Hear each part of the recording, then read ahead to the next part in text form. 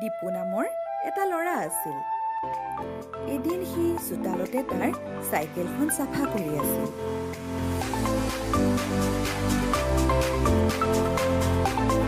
তেনেতে সেইফালেদি এটা শহা পাৰ হৈ গ'ল।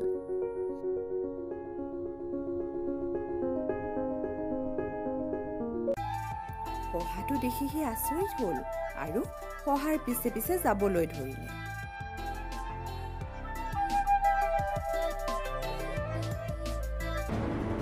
গৈ গৈ কিমান দূৰ পালেগৈ সি গমেই নাপালে। এবাৰ সি চাৰিওফালে চাই ওখ ওখ গছবোৰ দেখিলে। ভয় খাই সি ঘূৰি যাবলৈ ঠিক কৰিলে। কিন্তু চাৰিওফালে চাইও সি ঘৰলৈ যোৱাৰ বাটটো বিচাৰি নাপালে। বাট হেৰুৱাই দীপুৱে উচুপিবলৈ ধৰিলে।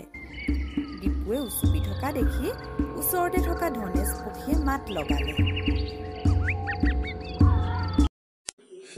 সৰু ল'ৰা, কিয় চুপি আছা? মই ঘৰলৈ যোৱা বাটটো বিচাৰি পোৱা নাই। ভয় নকৰিবা, তুমি মোৰ লগত গছৰ ওপৰতে থাকিব পাৰিবা। মোৰ লগত হাড়গিলা থাকে, ফেঁচা থাকে, বাদুলিও থাকে।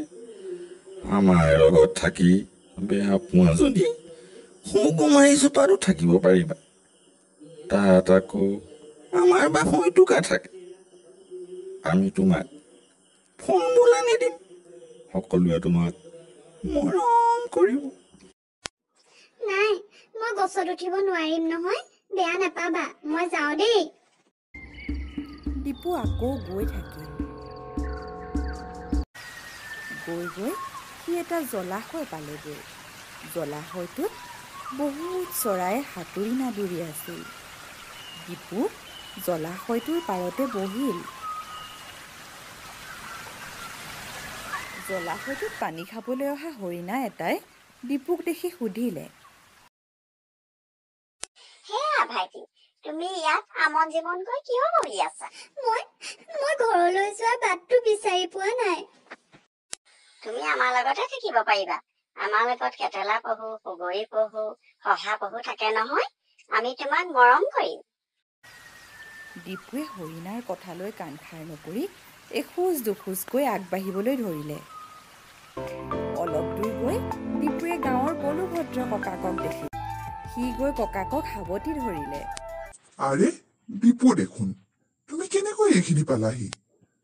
মই শহা এটা দেখি তাৰ পিছে পিছে আহি আছিলো। কেতিয়া যে হাবিত সোমালো গমকে নাপালো। ঘৰলৈ যোৱা বাটটো হেৰুৱাই পেলালো। এতিয়া আপোনাক লগ পালো বুলিহে ৰক্ষা। ইচ, তুমি এইটো ভাল কাম নকৰিলা নহয়। এনেকৈ ঘৰত নজনোৱাকৈ অকলে হাবিলৈ অহাটো কিন্তু বৰ বেয়া কথা হৈছে দেই। আজি যদি তোমাৰ কিবা বিপদ হলহেঁতেন, মই এতিয়া গৰুজনী বিচাৰি এইফালে আহিলো বুলিহে, নহলে বাৰু কি হলহেঁতেন ভাবাচোন। হয়, মোৰ ভুল হল ককা। আগলৈ মই কেতিয়াও এনে কাম নকৰো। বাৰু হ'ব দিয়া, আগলৈ এনে কাম নকৰিবা দেই। এতিয়া ব'লা আমি ঘৰলৈ যাওঁ। দুয়ো যাবলৈ ধৰিলে। ককা, মই আজি এটা কথা মন কৰিলো জানানে? অৰণ্যৰ প্ৰাণীবোৰ সঁচাকৈ বহুত ভাল। সিহঁতে মানুহক অন্যায় নকৰে, মৰমহে কৰে। এৰা, তুমি ঠিকেই কৈছা। আমি আমনি নিদিয়ালৈকে কোনো বনৰীয়া জন্তুৱে উপজাচি আহি আমাক আক্ৰমণ নকৰে। আমি জন্তুবোৰক মৰম কৰিব লাগে। লগতে গছবোৰেও আমাক বিভিন্ন ধৰণে সহায় কৰে। আমি কেতিয়াও গছ কাটিব নালাগে। আপুনি ঠিকেই কৈছে ককা। এনেকৈয়ে গৈ গৈ অৱশেষত দুয়ো ঘৰ পালেগৈ।